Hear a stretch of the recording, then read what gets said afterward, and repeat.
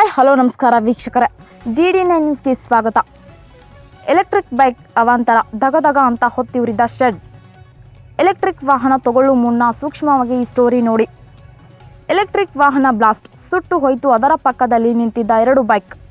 ಅಷ್ಟಕ್ಕೂ ಇದು ಎಲ್ಲಿ ಏನು ಅಂತೀರಾ ವೀಕ್ಷಕರೇ, ನೀವೇ ನೋಡಿ.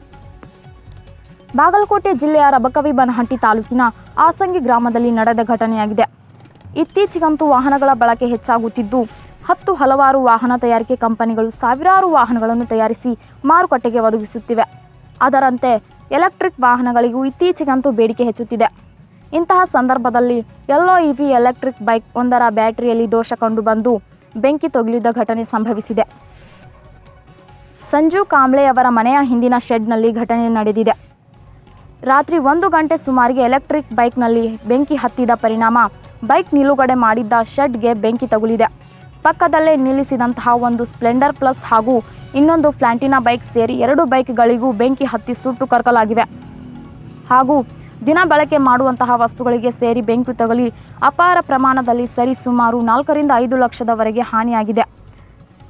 ಬೆಂಕಿ ಕಂಡಂತಹ ಗ್ರಾಮಸ್ಥರು ಬೆಂಕಿ ನಂದಿಸುವಲ್ಲಿ ಹರಸಾಹಸವನ್ನು ಪಟ್ಟು ಕೊನೆಗೆ ಯಶಸ್ವಿಯಾಗಿದ್ದಾರೆ. ಅದೃಷ್ಟವಶ ಯಾವುದೇ ಪ್ರಾಣಾಪಾಯ ಕೂಡ ಸಂಭವಿಸಿಲ್ಲ ಎಂದು ತಿಳಿದು ಬಂದಿದೆ. ಇನ್ನು ಘಟನಾ ಸ್ಥಳಕ್ಕೆ ಸ್ಥಳೀಯ ಬನಹಟ್ಟಿ PSI ಶಾಂತಹಳ್ಳಿ ಹಾಗೂ ಪೊಲೀಸ್ ಸಿಬ್ಬಂದಿಗಳಾದಂಥ ಆನಂದ್ ಕೋಲೂರ್, ಹವಾಲ್ದಾರ್ ತುಪ್ಪತ್ ಸರ್ ಹಾಗೂ ತೇಲಿ ಮತ್ತು ಚೌಲ್ಗಿ ಭೇಟಿ ನೀಡಿ ಪರಿಶೀಲನೆಯನ್ನು ನಡೆಸಿ AF ಪ್ರಕರಣವನ್ನು ದಾಖಲಿಸಿಕೊಂಡಿದ್ದಾರೆ. ವರದಿ ಶಾನೂರ್ ಗೋಲ್ಬಾಮಿ, ಸಂಪಾದಕರು ದಿಲೀಪ್ ದಾಶ.